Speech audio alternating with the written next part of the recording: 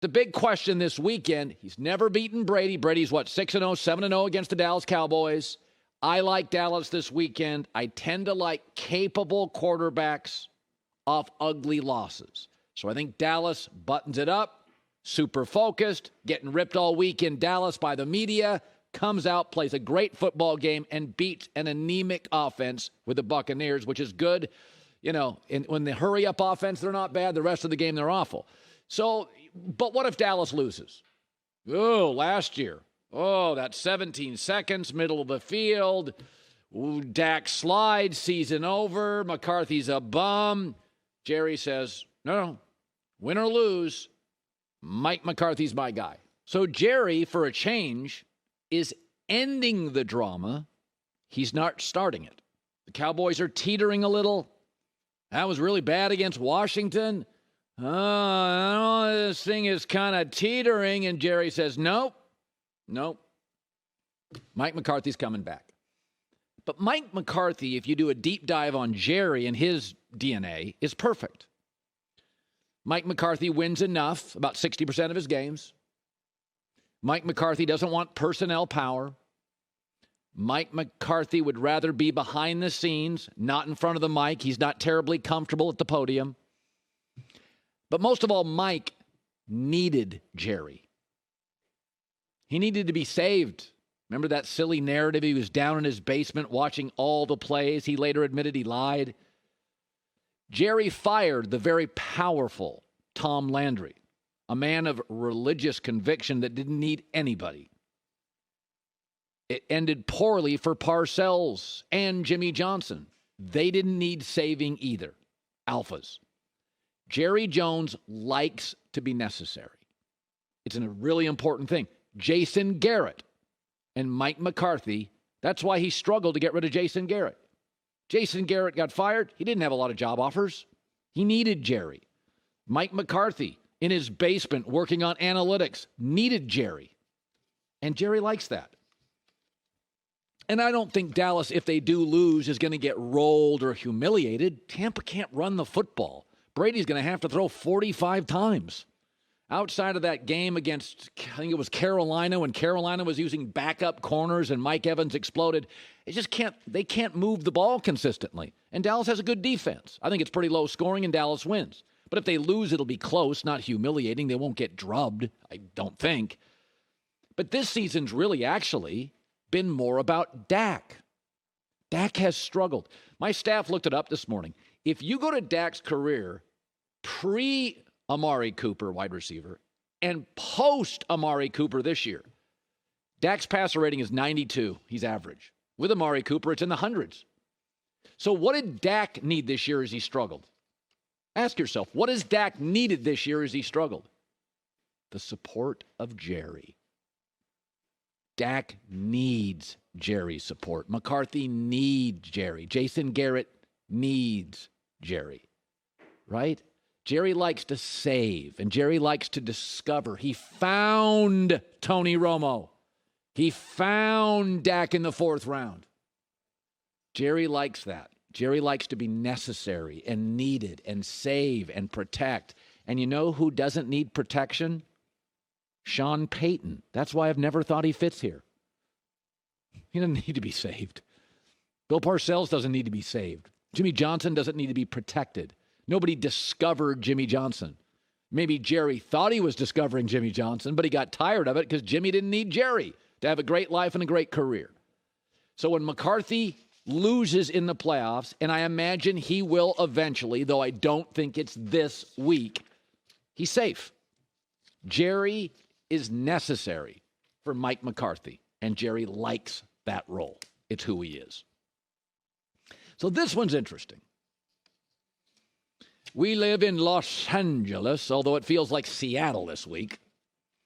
And the rumors among the big trees, among the agents, among the players and their representatives, among the people that are in that elite upper class, they hang out in games at suites and drink champagne. They think Sean McVay's out. They actually think Matt Stafford may be out in L.A. But Stafford a couple days ago said, I'm in, regardless of what happens to Sean McVay. So the Sean McVay story is very interesting. Very rarely do we find a coach in his mid-30s who's crushing it and says, yeah, it's too much stress for me. I want to step back and have a life. You chose coaching? You want a life and you chose coaching? Yeah, broadcasting's a nice life, but it's boring, doesn't pay half as much. I think McVay, LeBron's done this in his career. I think McVay feels at times a little underappreciated. And frankly, he may be. He basically energized the franchise. So they moved from St. Louis to Los Angeles. Jeff Fisher's teams were bad and boring. Jared Goff was a bust. They had a 12-year playoff drought, and they were unwatchable. And McVay wins a Super Bowl, has gotten them to 2 with 2 different quarterbacks, saved the entire business. Remember, the stadium was a cost overrun. They got to make money on this thing. That stadium cost double what they wanted it to. They got to fill that stadium and sell beer and get parking. That thing cost $8 billion. They thought it cost $4 billion. Or maybe it was 7 and 3.5. I forget the numbers. It was a way big cost overrun. And they need exciting football and winning football. And they were a boring, ugly, unwatchable mess. And McVay saved them. In L.A., a distracted and jammed market. And now the 4th biggest economy in the world, just surpassed Germany. California is. They had a lot of money here.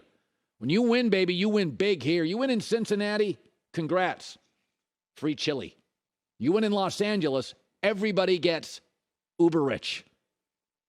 California has distanced itself from the country's economy. And McVay saved the most popular sport. He saved the quarterback. He saved the franchise. It was a boring, unwatchable mess. And I think he wants a little more power, a little more say in personnel. He looks at Kyle Shanahan's roster and says, come on, man, they got 9 of the best 15 players if we play tomorrow. Maybe 9 of 12. Aaron Donald's getting old. Cooper Kupp is hurt. Stafford's banged up. And McVay, also, there's stories out today. He has told his staff, go looking for work. What does that tell you? He wants to make changes on the staff, but he doesn't want to fire anybody. So if you're on a roster or a team or a staff, it could be this show, it could be a team, it could be a political office. Everybody knows who's tight with the boss and everybody knows who's not. So when McVay tells his staff, you can look for work, what he's basically saying is to the 3 and 4 coaches he would fire, get another job. He doesn't want to fire them. So I tend to think there's always a story behind the story. You know, I tell the story years and years ago. When I was a little kid, my dad took me to watch the Harlem Globetrotters. But I lived in a small town, and we didn't really get the Harlem Globetrotters. We got like the B or C team. And so my dad had this big Buick Riviera, and we showed up late, and there was no parking. It was in a town called Hoquiam, Washington. And we pulled into a weird parking spot, and we had to walk through an alley. And when we walked through the alley, there were the Harlem Globetrotters, smoking cigarettes and drinking beer. And from that moment on in my broadcasting life, I wasn't interested in the story you saw. I was interested in the story behind the story. As we walked into that gym, it was full, and everybody cheered the team. I just saw him knocking down a Miller Lite, smoking cancer rockets. So to me, I look at this, and I think to myself, come on, man. Story's never this simple. 35-year-old, 36-year-old Sean McVay is burnt out. He chose coaching. This guy's one of the smartest football coaches on the planet. He can name his job in America. And Sean Payton's just sitting waiting in the wings to take it. I mean, people can say what they want, but if you leave, you'd rather the team hire somebody less talented than you. And Payton, not a lot of people more talented than him. I don't know. Maybe I'm wrong. Maybe McVay's burned out. Maybe he wants to broadcast. Sean, trust me on this. It's not as much fun as coaching. Coaching's being a rock star in sports. Everybody wants the mic and to be in front. McVay's an icon. He's smart. But I think sometimes we've got to realize in Los Angeles, stadium's a cost overrun. They're playing at the Coliseum. Goff's a bust. Team's unwatchable. I remember that first game. Dak ever played at the Coliseum? It was Rams and it was Cowboys, and that crowd was about 90% Cowboy fans. okay? The Chargers are still struggling, trying to get their fans in the building. NFL was gone for 20 years in this market or more. McVay saved it. You go Fisher to another miss, you're reeling. A little more say, a little more power, a little more personnel say. I think he's frustrated, doesn't want to fire coaches, wants big changes, wants more say. That is my gut feeling. That's all I'm saying. That is my gut feeling this morning. Because a lot of people in the big offices are saying McVay's gone, Stafford's with him, they're rebuilding. I don't believe it to be true. I've been wrong before, I'll be wrong again. Hi, everybody. Thanks for watching. Subscribe here to get the latest from the show. Also, be sure to check out more of the best clips from The Herd or go watch a few segments from other shows on FS1.